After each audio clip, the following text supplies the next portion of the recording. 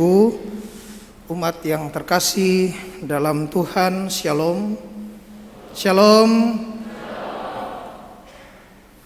Saudara-saudari yang terkasih, kurang lebih sebulan yang lalu kakak saya video call, kakak perempuan saya video call, dan memberitahukan serta memperlihatkan dia yang kecelakaan tunggal dengan motor.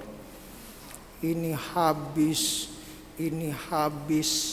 dan dia bilang begini, Hembo, untung saya kasih belok itu motor.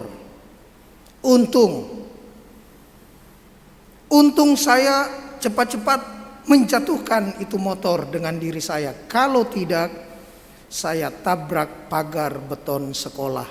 Untung. Celaka tapi dibilang untung. Satu ungkapan iman sederhana dari orang kampung sederhana. Hari ini saudara-saudari yang terkasih, kita diingatkan tentang kesengsaraan, penderitaan yang menimpa setiap orang, baik orang sederhana maupun orang berpunya, baik orang miskin maupun orang kaya.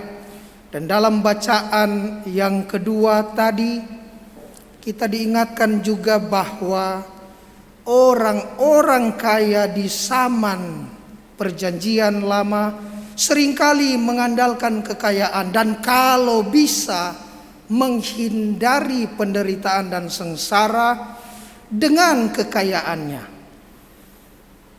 Mereka menunda-nunda pemberian gaji upah kepada orang-orang para pekerja yang bekerja menuai panenan.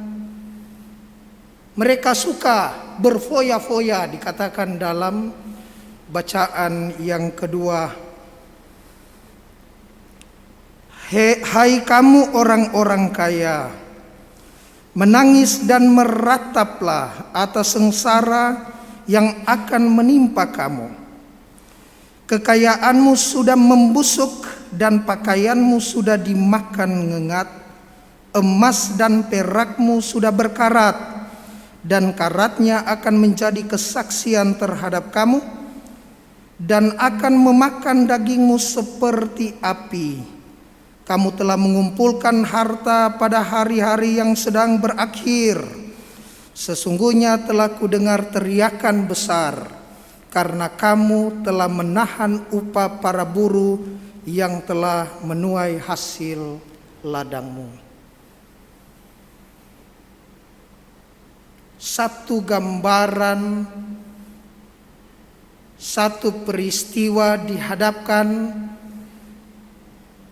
hadapan kita tentang kesenjangan sosial orang miskin dan orang kaya. Orang kaya tidak peduli terhadap orang-orang miskin, orang sederhana.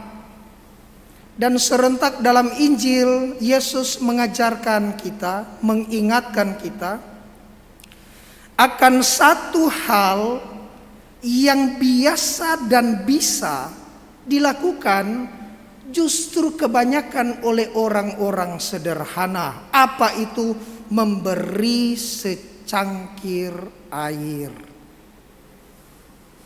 Aku berkata kepadamu, sesungguhnya barang siapa memberi kamu minum secangkir air oleh karena kamu adalah pengikut Kristus, ia tidak akan kehilangan ganjarannya. Saudara-saudariku yang terkasih dalam Tuhan, kurang lebih ada 3 inspirasi yang boleh kita renung praktekan pada hari Minggu biasa pekan ke-26 ini. Yang pertama, untung atau buntung. Sering banyak orang mengejar keuntungan dan tidak sedikit juga memperoleh kebuntungan. Bagi kita orang Kristiani, mengenal Kristus adalah satu keuntungan. Bahkan kalau harus mati dan kehilangan nyawa oleh karena mengasihi Kristus, ini adalah keuntungan. Sehingga Yesus mengingatkan, jika tanganmu menyesatkan, potong.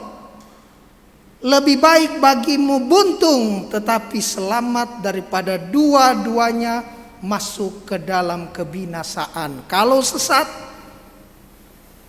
jika kakimu sesat, potong. Lebih baik pincang atau buntung beroleh selamat daripada dua utuh masuk ke dalam neraka. Kalau mata kiri kanan kirimu, entah yang kanan lebih gampang berkedip atau yang kiri cungkil. Lebih baik pendekar mata satu tapi selamat daripada dua-dua utuh masuk ke dalam neraka.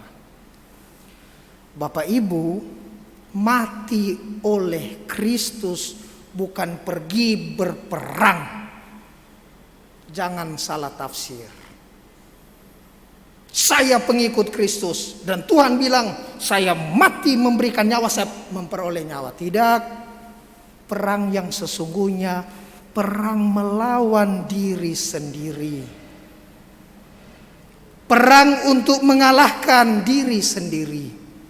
Inilah yang Tuhan kehendaki agar supaya kita boleh senantiasa beroleh keberuntungan, keuntungan, keselamatan bersama Dia. Poin yang kedua, satu roh, satu hati, satu misi. Dalam bacaan pertama kita melihat bagaimana roh yang ada pada Musa diambil sebagian oleh Allah dan ditaruh kepada 70 tua-tua Israel. Dan mereka memiliki satu hati dalam satu kelompok tua-tua Israel. Mereka mempunyai satu misi untuk mengabdi Allah yang satu dan menyembah Dia dengan setia. Kita diingatkan agar roh yang sama pula ada di dalam diri orang-orang yang menyebut diri sebagai pengikut Kristus. Itulah kita semua, agar supaya apa yang Tuhan kehendaki dalam satu misi juga boleh terlaksana, terjelmah di dalam kehidupan beriman setiap hari. Poin yang terakhir, roh itu memersatukan. Ketika roh diberikan kepada 70 murid pada saat itu dan tidak ada lagi, ternyata 2 orang juga ada roh. Mereka tercatat tetapi tidak ada dalam perkemahan. Itulah si Eldad dan Medad. Lalu larilah seorang anak muda memberitahukan kepada Musa tentang 2 orang yang masih ada roh. Yang lain sudah tidak ada. Lalu Yosua bilang begini, Tuanku Musa, dikatakan tadi dalam bacaan pertama, cegahlah mereka. Dan Musa mengatakan demikian, apakah engkau begitu giat mendukung diriku? Sekiranya seluruh umat Tuhan menjadi nabi, karena Tuhan memberikan rohnya kepada mereka. Saudara-saudari yang terkasih, dalam Injil hal yang serupa juga kita temukan. Ketika Yohanes berkata kepada Yesus, Guru, kami melihat seorang yang bukan pengikut kita mengusir setan demi namamu, lalu kami cegah orang itu. Tapi Yesus katakan, janganlah kamu cegah dia, sebab tak seorang pun yang telah mengadakan mujizat demi namaku dapat seketika itu juga mengumpat aku.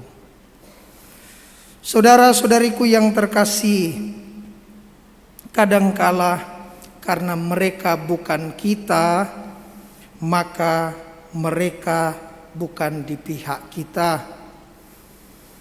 Kadangkala perbedaan menjadi alasan bahwa mereka adalah orang asing. Mereka orang yang tidak beroleh rahmat, tidak sedikit. Mereka bukanlah orang yang beroleh rahmat dan karena itu tidak selamat. Hari ini kita belajar dengan rendah hati bahwa Roh berkarya dengan cara Allah sendiri, bukan cara kita. Untuk datang di dalam hati setiap orang bahkan yang berbeda, karena Roh punya cara menggerakkan orang-orang untuk satu misi penyelamatan. Kapan waktunya, torang kita semua tidak tahu. Tetapi satu hal yang pasti dan harus kita renungkan baik-baik, bahwa Tuhan menghendaki setiap orang datang kepadanya dengan cara yang Tuhan sudah rancang rencanakan. Semoga dari hari ke hari kita senantiasa mengalami Roh Tuhan, agar supaya roh kita sendiri menjadi spirit yang kuat untuk satu pelayanan pengabdian kepada Tuhan dengan cara kita masing-masing. Semoga demikian.